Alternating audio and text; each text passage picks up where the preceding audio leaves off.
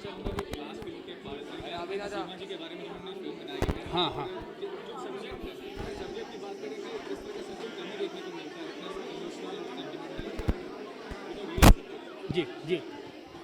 जो क्या है कि सीमा जी ने ये फिल्म बनाई है सिर्फ इसलिए नहीं कि मतलब कि उनके साथ मैंने काफ़ी काम किया हुआ है और तो क्योंकि जिस तरह के किरदार वो निभाती हैं वहाँ से जैसे कि मतलब हम लोग के टाइम से ही और जिस तरह से एक परवरिश जिस तरह से एक आप मिडिल क्लास से बाहर निकल के जब आगे धीरे धीरे करके इस फील्ड में आते हैं तो आपके अंदर एक भावना होती है कि आप जब भी कुछ ऐसा करेंगे तो कम से कम जो आपने जिया है तो वही रियल जब अपने रियल जोन में आप जाते हैं तो वो काम अच्छा होता है और उसको आप परफेक्टली कर पाते हैं।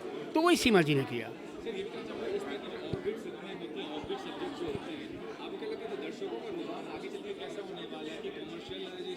नहीं नहीं, क्या है ना कि दर्शकों का रुझान वहीं होता है जहाँ उनको जो चीज़ अच्छी लगती है ना। अगर बहुत कमर्शियल फिल्म्स आती हैं तो वो भी चलती हैं, है ना। तो उसमें ये है कि मतलब दर्शकों को वो पिक्चर अच्छी लगी इसलिए वो चली। अभी इस तरह के सब्जेक्ट डेफिनेटली कम हो गए। वो कम हो गए बिकॉज ऑफ क्योंकि हमारी जो जनरेशन है अब जो हमारे बच्चों की जनरेशन वो बिल्कुल डिफरेंट है। उनको पता भी नहीं है। हमने जब ट्यूबलाइट बनी थी, जब कुकर ने सीटी देनी शुरू की थी, जब गैस आई थी, वहाँ से हम जानते हैं। जब अंगीठियों में खाना बनता था, है ना, वो प्रोसेस इन बच्चों को पता नहीं है। उनको इस बात का ज्ञान ही नहीं है कि मतलब उनके पेरेंट्स किस उसमें से निकल के आए हैं, है ना। तो वो चीज़ें जब हम दिखाते हैं तो वो दिखाओगे तभी देखेंगे। वो जब दिखाओगे ही नहीं तो कहाँ से देखेंगे।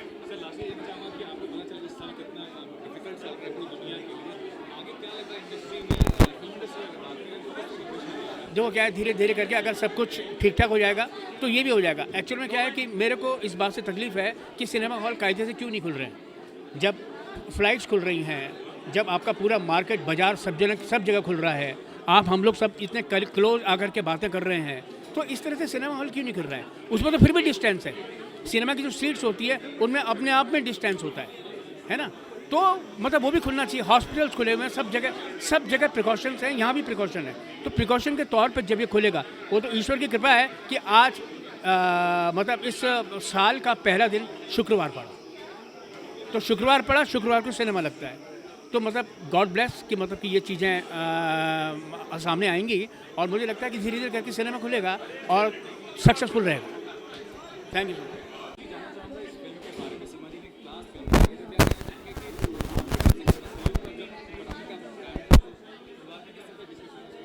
नहीं, देखो मेरी तरफ से तो सिर्फ इतना ही सहयोग था कि उन्होंने मुझे कहा कि एक कैरेक्टर करना है इसके अंदर और मैंने वो किरदार निभाया जिस तरह से उन्होंने मुझे समझाया। लेकिन इसका श्रेय मोस्टली जो है सीमा जी को जाता है क्योंकि उन्होंने जो स्क्रिप्ट लिखी, 1-1.5 साल स्क्रिप्ट लिखा और ये कैरेक्टर्स, ये कहानी उनके बड़े नज़दीक की कहानी है। इन सबको वो जानती थी अच्छे से, तो इतनी खूबसूरत स्क्रिप्ट लिखी कि आगे से लोगों ने आगे बोला कि नहीं सीमा जी किसी और को मत दीजिए, ये फिल्म आप ही डायरेक्ट कीजिए। तो मेरे को लगता है कि मेरा तो कॉन्फिडेंस इतना ही है कि मैं एज एन एक्टर उन्होंने मेरे को जिम्मेदारी दी कि एक रोल कीजिए आप, और वो मैंने हालांकि मैंने जैसे कहा कि वो तो एज ए डायरेक्टर अभी भी सेटिस्फाइड नहीं होती, बट फिर भी अपनी तरफ से जितना हो सकता था मैंने किया।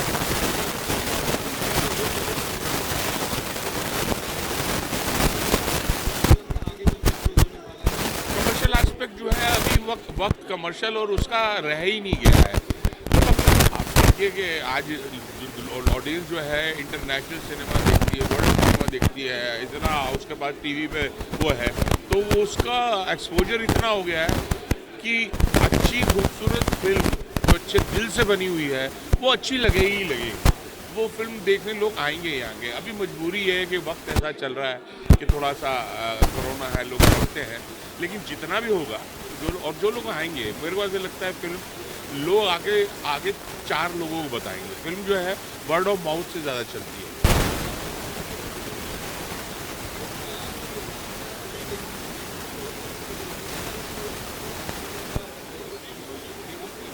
नहीं, देखो सिनेमा का जो चार्म है वो कभी ख़त्म नहीं हो सकता, क्योंकि फिल्म जो देखने वाले हैं, जो जाके सिनेमा में देखने का मज़ा है वो फिल्म का मज़ा होता है। बाकी ये है कि इतना ज़रूर होता है कि अभी हम लोग सेलेक्ट कर लेते हैं कि यार ये तो टीवी पे ही देख लेंगे, लेकिन कोई फिल्म ऐसी होती है जब 4 लोग बोलते हैं और फिर वो देखते हैं उसके प्रोमो, कहते हैं यार ये नहीं, ये वाली तो हॉल में जाके देखें।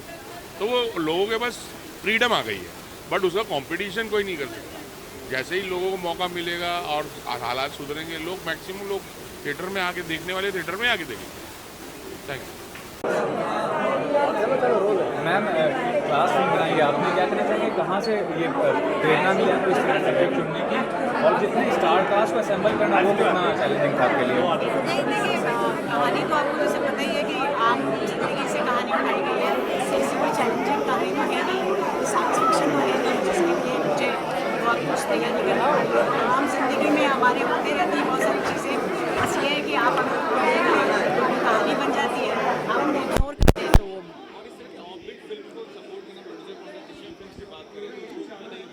जी। मैं तो दृश्यम फिल्म की तारीफ़ करूंगी कि उन्होंने जब ये सब्जेक्ट सुना तो मुझे एक दिन में उन्होंने हाँ कह दी इस फिल्म के लिए, और मनीष को स्क्रिप्ट बहुत पसंद आई थी और उन्होंने एक ही दिन में मुझे ओके कह दिया था।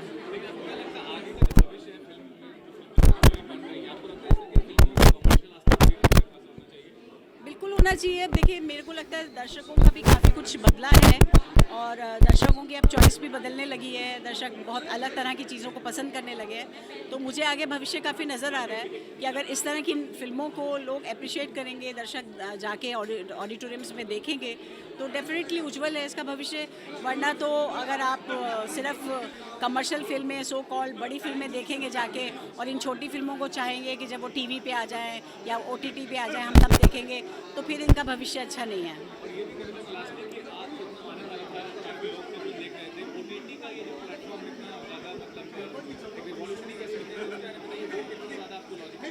देखिए, एक्टर्स के लिए तो अच्छा है, कम से कम सभी एक्टर्स को अच्छा चांस मिल जाता है काम करने का, क्योंकि इसमें बॉक्स ऑफिस का डर ज़रा ख़त्म हो जाता है प्रोड्यूसर के सर से, तो वो थोड़े से रिस्क ले रहे हैं, अच्छे सब्जेक्ट्स उठा रहे हैं, तो OTT से एक्टर को तो काम करने में बहुत फ़ायदा है।